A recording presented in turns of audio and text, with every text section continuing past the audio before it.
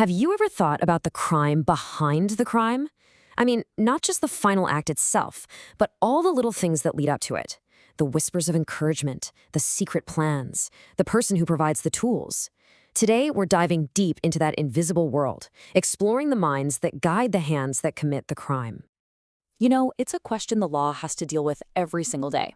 When a crime goes down, it's easy to focus on the person who, say, pulled the trigger or threw the punch. But what about the people lurking in the shadows? The ones who helped plan it, or maybe even just cheered it on? How do we, and how does the law, measure their guilt? Well, to tackle this exact problem, the law has a really powerful tool called abatement.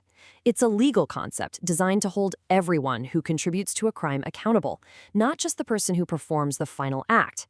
It's all about targeting those who support a crime, either before it happens or while it's all going down. But here's where it gets interesting. The word abatement on its own isn't necessarily a criminal thing. The law is actually super specific about when that act of encouragement crosses a very important line and becomes a crime itself. Think about it like this. Encouraging an action, or what the law calls a thing, is totally neutral. I can encourage you to study harder for an exam, and that's great. But encouraging an offense, a specific crime like murder, well, that's where you've crossed the line. You're no longer just a supporter, you've actually committed a crime yourself.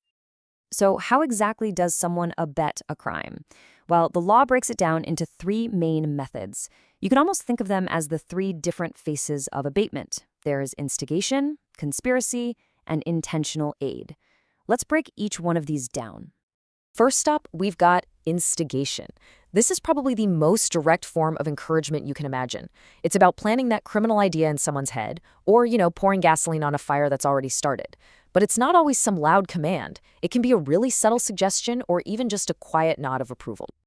So this idea of instigation can happen in three main ways: through active encouragement, an active suggestion, or even the active approval of a criminal act. Let's look at some really powerful and frankly pretty unsettling examples to see how this plays out in the real world. This is a chilling, real-life example of active encouragement. These words, which are often used in horrible cases of dowry harassment, aren't just cruel insults. No, they are direct incitement, literally pushing someone towards suicide. And in the eyes of the law, that is textbook instigation.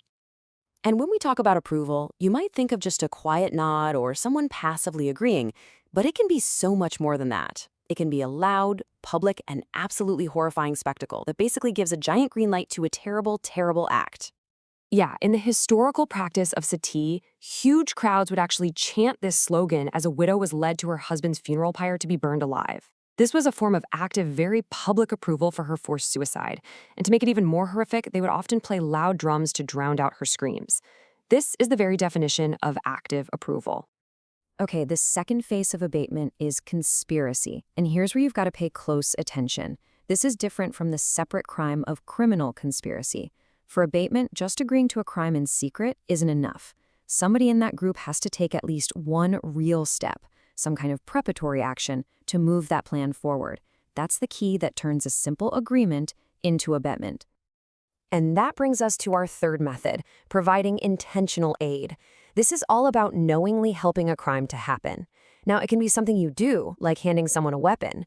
But, and this is so critical, it can also be about something you don't do. So, intentional aid really has two sides to it.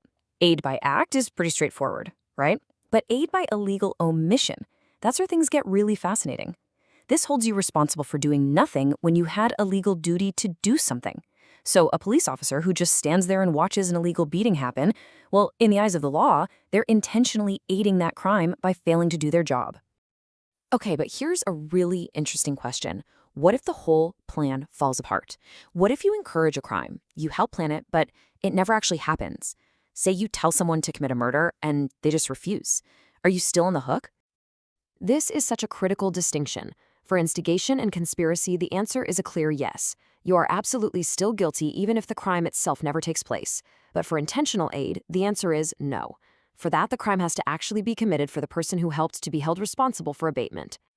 So why the difference? Well, it's because the law sees the very act of encouraging or planning a crime as a danger to society all by itself. When you instigate a crime, you've already, in a sense, poisoned the well, whether or not anybody actually ends up drinking from it. Now, with intentional aid, the logic is totally different. The law requires a direct link between the help you gave and the crime that happened. Your aid must have actually helped the crime to happen. So if you give someone a gun to commit a robbery, but they change their mind and just go home, well, your aid didn't actually facilitate anything. No crime happens, so there's no liability for abetting by aid.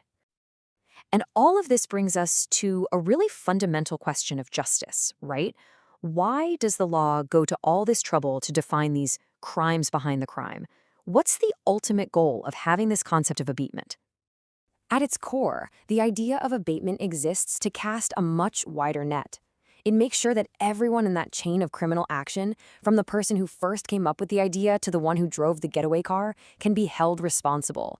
It punishes the criminal intent itself, recognizing that the intent alone is a danger to all of us. And really, that's the whole idea in a nutshell. Abatement recognizes that crimes are very rarely the work of just one person. They're often the result of a whole network of influence and planning and support. And this legal principle makes sure that no one can just hide in the shadows, making everyone who knowingly contributes to a crime accountable for the part they played.